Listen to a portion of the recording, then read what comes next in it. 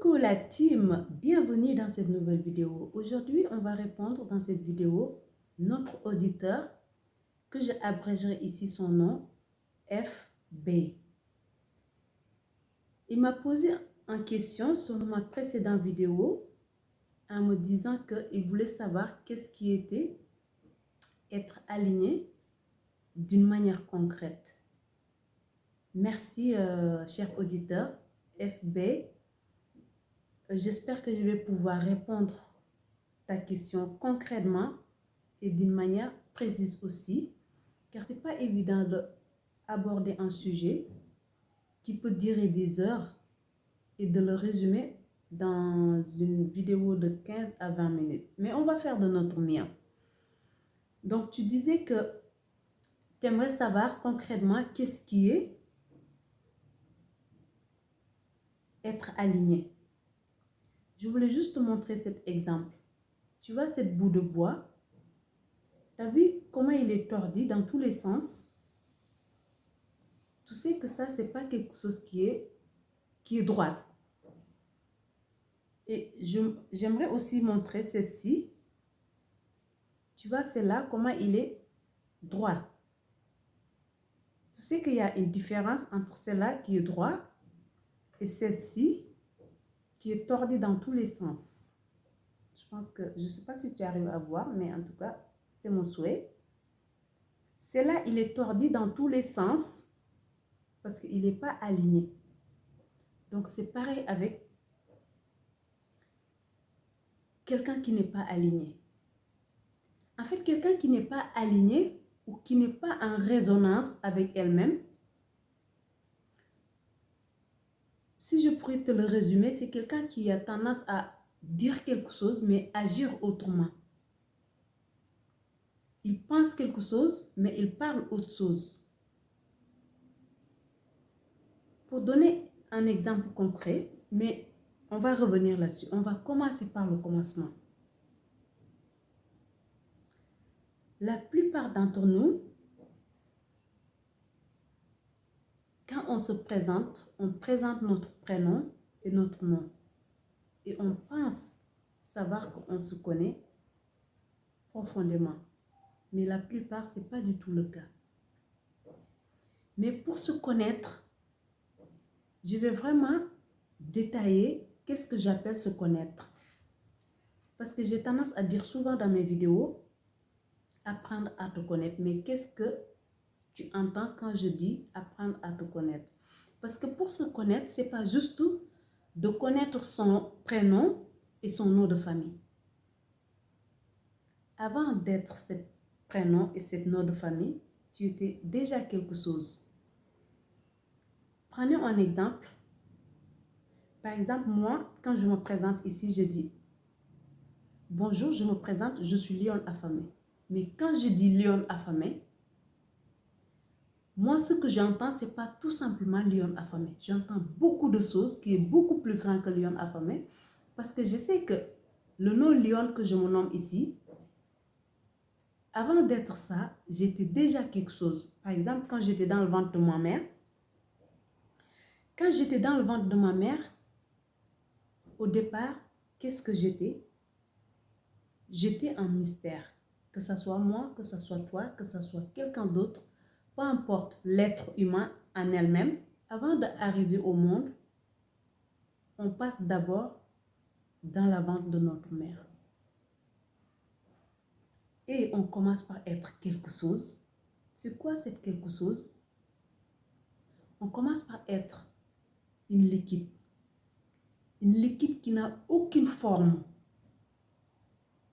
ni nom, ni prénom. Mais c'est quoi cette liquide? C'est beaucoup d'espoir. C'est beaucoup de mystère. C'est beaucoup de miracles avant d'être quoi que ce soit. C'est beaucoup d'espoir parce que c'est juste quelque chose qui est dans le ventre, mais on ne sait pas pour l'instant qu'est-ce que ça va devenir. Donc c'est beaucoup d'espoir. C'est beaucoup de mystère parce que ça peut être beaucoup de choses aussi. Ça peut être un homme, ça peut être un garçon, ça peut être ceci, ça peut être cela. Mais en tout cas, en résumé, pour l'instant, c'est une liquide. Au bout de 3 mois, avec les technologies avancées, les médecins ils peuvent détecter que cette liquide il s'est transformé en garçon ou une fille. Mais avant d'être un garçon ou une fille, c'était déjà quelque chose qui était tellement mystérieux avant de recevoir l'identité qu'on nomme une fille ou un garçon. Et on avance dans cette grossesse, cette liquide devient un bébé. Un bébé, c'est la deuxième identité qu'on va te donner une fois on t'a donné la première identité qui est, c'est une fille ou c'est un garçon.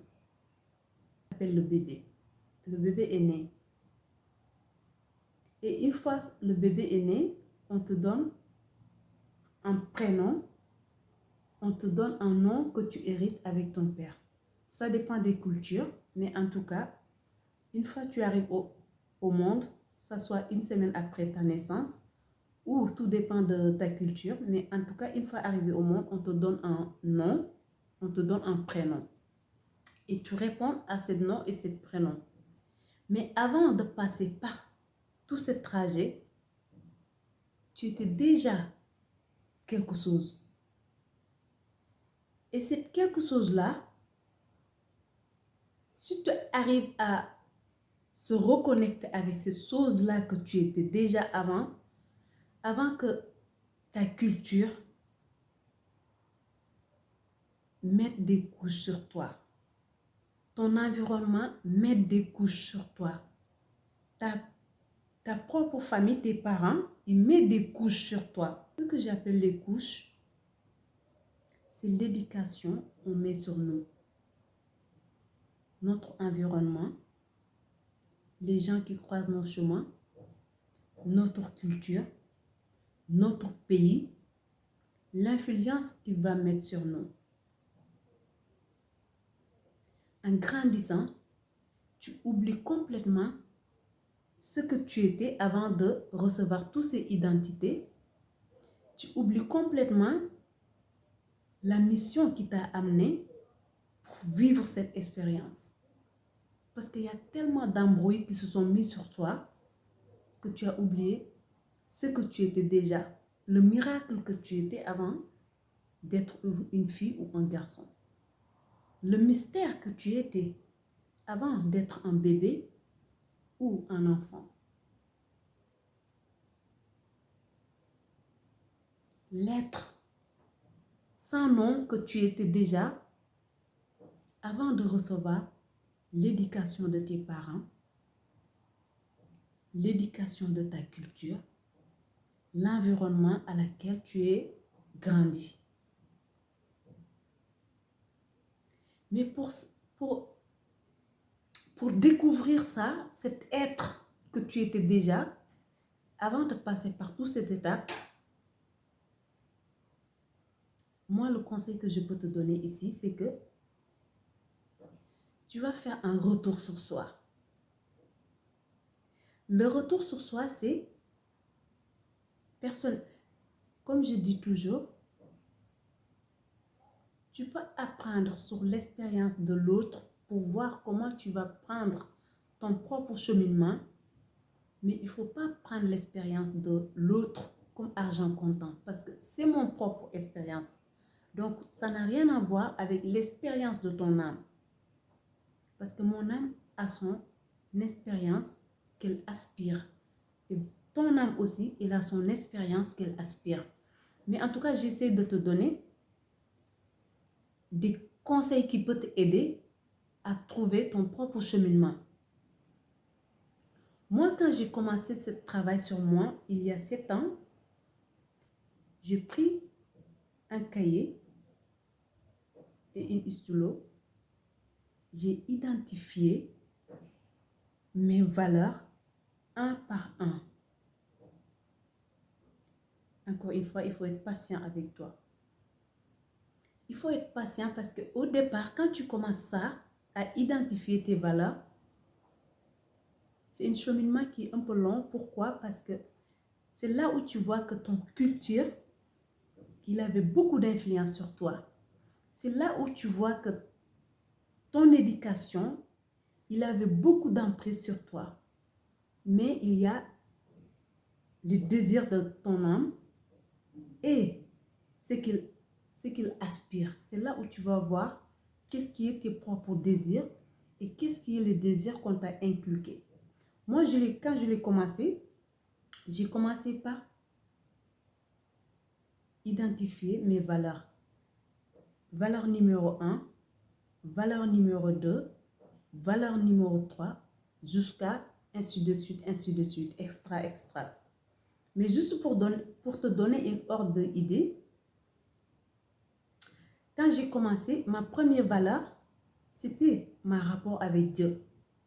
Ma deuxième valeur, c'était mon rapport avec moi-même, ma propre vie. Et quand je suis arrivée aux troisième valeur, j'ai resté bloquée là-dessus pendant des mois. Pendant des mois parce que j'avais du mal à mettre mon propre être, mon propre santé, ma propre santé, du moins, et ma bien-être avant ma famille. Et pourtant, dans mon propre fort intérieur, c'est ce qui me semblait logique. Parce que si tu n'es pas en bonne santé, tu ne peux pas aider qui que ce soit. Au contraire, c'est les gens qui peuvent t'aider, mais à partir du moment où tu n'es pas en bonne santé, tu ne peux plus aider personne. Quand tu n'as pas un bien-être aussi, tu ne peux pas rendre personne heureux ou donner personne une bien-être en tout cas. Mais j'étais tellement bloquée sur cette valeur entre si je dois mettre ma famille d'abord ou ma propre personne d'abord. Juste pour te dire à quel point c'est compliqué parfois de savoir qu'est-ce qui est le plus important pour toi et qu'est-ce qui ne l'est pas. Donc, j'ai bloqué sur le troisième, qui était ma propre valeur, entre le rapport que j'ai avec moi-même, qui était entre est-ce que je passerai pour ma famille comme une deuxième valeur ou je passerai ma propre être comme une deuxième valeur. Encore une fois, j'ai dit valeur, mais le vrai nom, c'est pas valeur, mais j'essaie de te donner, j'essaie de mettre des mots à laquelle que tu pourras comprendre ce que je veux dire. Ma première valeur, c'est le rapport que j'ai avec Dieu. Ma deuxième valeur, c'est le rapport que j'ai avec moi-même et avec les autres, ma santé, ma bien-être, comment je respecte les gens. On pourrait faire une vidéo qui dure 5 heures, ne serait-ce que sur cette valeur, mais j'essaie de vraiment abréger, mais en même temps, de un peu décortiquer pour que tu puisses comprendre. Donc après, j'ai mis ma famille en troisième valeur, ainsi de suite, ainsi de suite. Je ne vais pas donner tout parce que non seulement on n'a pas le temps, mais ce n'est pas nécessaire parce que, encore une fois, c'est mon propre expérience. Ce n'est pas ton expérience. Mais en tout cas, c'est pour te faire comprendre qu'il n'y a que comme ça que tu peux savoir qui tu es vraiment et qu'est-ce que tu crois et qu'est-ce que tu ne crois pas. Parce qu'à partir du moment où tu sais ce qui est important pour toi et ce que tu ne l'es pas, ce qui ne l'est pas, là, ta vie devient simple parce que tu sais qui tu es réellement. Là, quand tu te présentes, tu ne dis plus « je suis FB » tout simplement. Mais quand tu dis « je suis FB », il y a autre chose qui résonne en toi qui n'est pas simplement ton nom et ton prénom. C'est ça que j'appelle la connaissance de soi. La connaissance de soi, pour le dire en un seul mot, c'est de savoir quelles sont tes valeurs, quelles sont tes croyances et qu'est-ce que tu aspires vraiment. pas qu'est-ce qu'on t'a inculqué. Parce que ce qu'on t'a inculqué, ce n'est pas tes propres valeurs. C'est des valeurs de quelqu'un d'autre qui l'a semé sur toi et qui sont poussées. Ils n'ont rien à voir avec tes propres valeurs. Mais pour pouvoir détecter ça, il faut faire un travail sur soi. C'est là où tu vas commencer à comprendre qu'est-ce que tu croyais être vrai, qui n'était pas vrai pour toi. Mais vu que au niveau des croyances, moi, ma perception, c'est que c'était le paradis, il nous attend de l'autre côté. On va vivre ici misérablement jusqu'à mourir pour que Dieu puisse avoir pitié de nous, pour nous jeter soit au paradis, soit en enfer. Sauf qu'aujourd'hui, quand j'ai creusé vraiment mes croyances, j'ai compris que ça, c'était une croyance qu'on m'avait inculquée par rapport à ma culture. Mais ce n'était pas ma propre croyance. Le problème, c'est que la plupart d'entre nous, on n'est pas du tout conscient sur beaucoup de choses. Mais pour revenir sur l'idée de Dieu et l'alignement, quelqu'un qui est conscient de ses actes, il ne va pas juste aller prier à la messe juste pour le dimanche ou aller prier à la mosquée juste le vendredi. Quelqu'un qui est conscient de ses actes, qui est aligné avec Dieu, je te disais sur ma précédente vidéo que je ne pense pas qu'on doit prier. Mais quelqu'un qui est conscient de valeur que Dieu a dans sa vie, sa prière, c'est la gratitude. Parce qu'il sait ce qu'il est. Il sait que la vraie prière, ce n'est pas juste le dimanche ou le vendredi, mais la vraie prière, c'est dans la vie quotidienne. C'est dans la vie quotidienne, en fait, que tu es en prière permanence. Ce que j'appelle en prière permanence, c'est que si tu crois vraiment à Dieu et que tu sens que Dieu, il habite dans ton fort intérieur, tu n'as pas besoin d'attendre le vendredi pour aller prier. Tu n'as pas besoin d'attendre le dimanche pour aller prier. Tu es dans une prière permanence. Parce que tu ne peux pas tout simplement dire que je crois en Dieu et que tu pars soit le vendredi aller prier ou le dimanche aller prier à l'église et en sortant sur le chemin et tu croises, je donne l'exemple sur un homme, mais ça peut aussi être une femme, et tu croises une meuf, une nana qui est une bombe. La seule pensée qui vient dans ta tête, c'est comment tu vas faire pour l'aborder, pour finir avec elle à l'hôtel. Là, tu étais parti pour prier. Sur le chemin de retour, tu as cette tentation-là qui s'est dressée sur ton chemin. Mais vu que tu es sorti de la mosquée ou tu es sorti de l'église, tu te dis de toute façon, je suis toute seule, personne ne me voit. Et tu abordes la nana et tu termines avec elle à l'hôtel.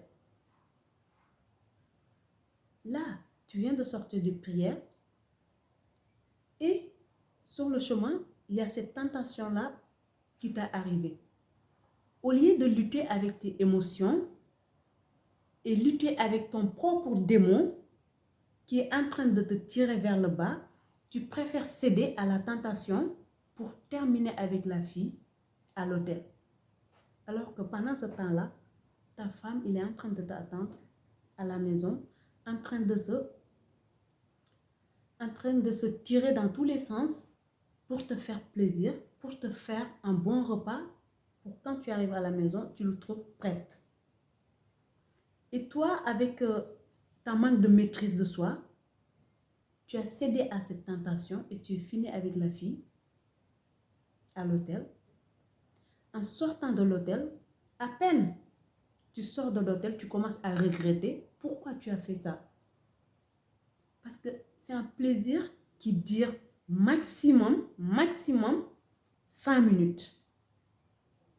Alors qu'il va te créer des malheurs, de culpabilité, de remords de regrets qui vont durer des jours, voire des semaines, voire des mois. Est-ce que ce n'était pas plus facile de travailler sur tes émotions pour ne pas succomber dans cette tentation que d'aller succomber à cette tentation? Moi, c'est ça que j'appelle travailler sur soi pour être aligné avec Dieu. Être aligné avec Dieu, c'est dans ta vie quotidienne en fait. C'est pas juste dans ton prière ou à partir du moment où tout le monde fixe le regard sur toi, mais c'est dans ta quotidien, quand tu es seul et quand tu n'es pas seul, et quand tu es dans le foule et quand tu n'es pas dans le foule. Pour moi, être aligné avec Dieu, c'est ce que tu fais quand tout le monde te voit et ce que tu fais quand personne ne te voit pas. Et que tu oses faire la même chose que tu fais quand personne ne te voit pas et tu oses le faire partout en fait. Quelqu'un qui est habité avec Dieu, il s'en fout de regard des autres. Parce qu'il sait que ce qu'il ose faire quand les autres le voient, c'est pareil quand personne ne le voit pas. Parce qu'il est habité par Dieu.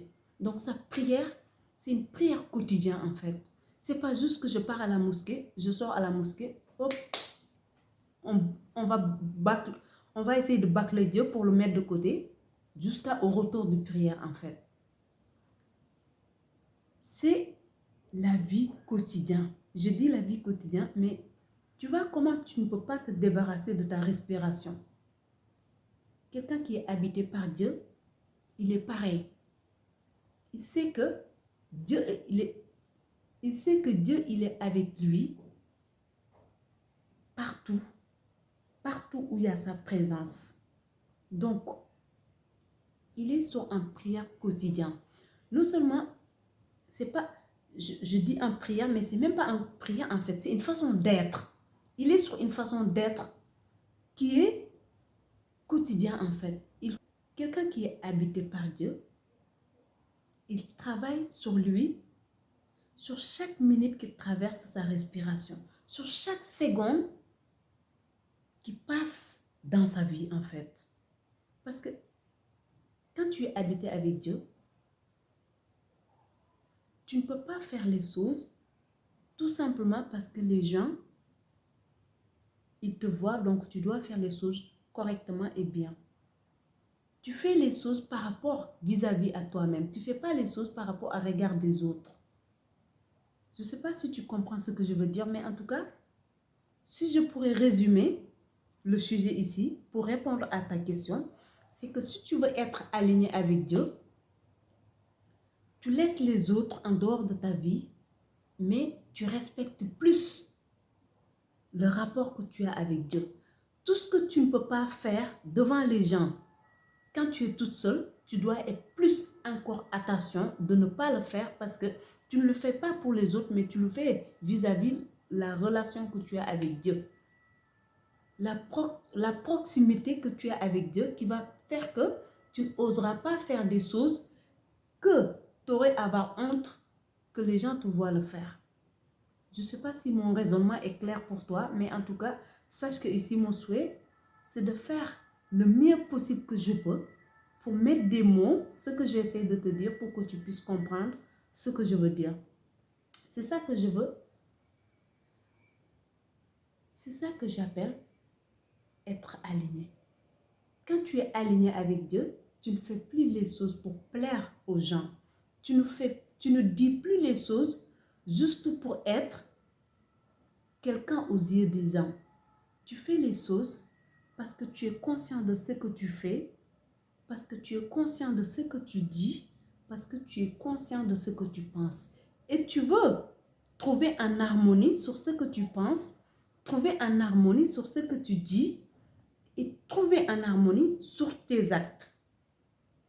Et tant que cette harmonie-là, tu ne l'as pas, tu ne peux pas être en phase avec soi-même d'abord, déjà, pour commencer. Tu ne peux pas être en résonance avec toi.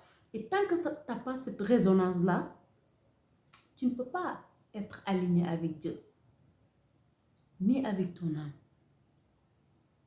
Cela demande de se connaître, de connaître qu'est-ce que ton âme aspire vraiment. Qu'est-ce qui est le désir profond de ton âme? Pas celui que, encore une fois, ta culture ou ton éducation t'a inculqué jusqu'à là où tu es. Et pour ce faire, moi, en tout cas personnellement, la solution que j'ai trouvée pour moi, c'est quand j'ai détecté ce qui était important pour moi et ce qui ne l'était pas. Et ce qui était vraiment vrai pour moi et ce qui était la vérité qu'on m'avait fait croire. Et quelles sont les vraies croyances que je porte dans mon âme ou les croyances que ma culture m'avait inculquées. À partir du moment où j'ai détecté tout ça, un par un, c'est là où je sais qui je suis vraiment et c'est là où je sais quelles sont mes valeurs et quelles sont les valeurs qu'on m'avait inculquées. En un seul mot, c'est là où je sais qui j'étais vraiment. Et c'est là où j'ai renforcé aussi la croyance que j'ai en Dieu. C'est là où ma relation avec Dieu aussi s'est vraiment améliorée. Parce que je ne fais plus les choses juste pour essayer de séduire les yeux des gens. Je ne fais plus les choses pour essayer de le faire juste pour que les gens me valident. Non. Je fais les choses parce que ça résonne en moi. C'est quelque chose qui vibre dans mon âme. C'est pour cela que je le fais. Donc, je ne cherche plus à être aimé ou à être validé ou à plaire. En un seul mot, je ne recherche plus à plaire. Je recherche à être vrai. Être moi-même, qu'on m'accepte tel que je suis ou qu'on me déteste tel que je suis. Mais en tout cas, si je pourrais le résumer en seul mot, c'est d'être vrai.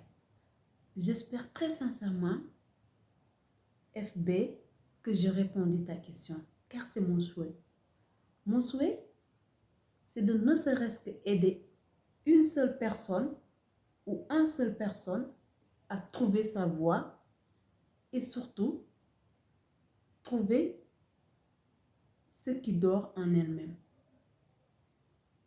Car beaucoup d'entre nous, ils croient de savoir qui ils sont, mais ils sont très, très, très loin de savoir qui ils sont vraiment. En tout cas, le conseil que je peux te donner ici, c'est de te dire que tu essaies de détecter tes valeurs un par un. Détecter tes croyances un par un. Une fois ça c'est fait, tu sauras qu'est-ce qui est vrai pour toi et qu'est-ce qui ne l'est pas. Tu sauras aussi ce qui est important pour toi et ce qui ne l'est pas. Car à partir du moment-là, ça te facilite la vie, mais d'une manière incroyable. Même pour prendre une décision, tu ne réfléchiras plus 2 fois pour prendre une décision. Parce que les décisions, tu le bases sur tes valeurs en fait. Tu le bases sur tes croyances. Donc, quand tout est clair, tout devient facile en fait. En tout cas, cela était les conseils de Lyon Affamé pour aujourd'hui. En tout cas, n'hésitez pas. S'il y a un sujet que j'ai abordé et qu'il y a quelque chose qui n'est pas clair pour vous, vous pouvez me faire un retour sur les commentaires et j'essaierai de faire de mon mieux pour apporter de lumière là-dessus et surtout pour répondre à vos besoins, la team, car c'est mon souhait. Mon souhait, c'est d'aider ne serait-ce qu'une personne à trouver sa voie et surtout qu'il réveille le mystère qui dort à l'intérieur de nous tous. On ne le sait pas, mais si on savait ce qui dormait à l'intérieur de nous, on ne va plus prier jusqu'à pleurer. On va juste faire la prière de la gratitude. La prière de la gratitude, c'est de remercier Dieu juste Tu peux le remercier dans la manière que tu veux, dans toutes les manières que tu veux, mais juste le remercier parce que tout est déjà là. Tout dont tu as besoin est déjà là. Le problème, c'est que la plupart d'entre nous, ils ne le croient pas. En tout cas, je prie le bon Dieu pour qu'il mette de lumière dans ta vie, sur ton chemin. Et en attendant, je te dis à très vite. Bisous!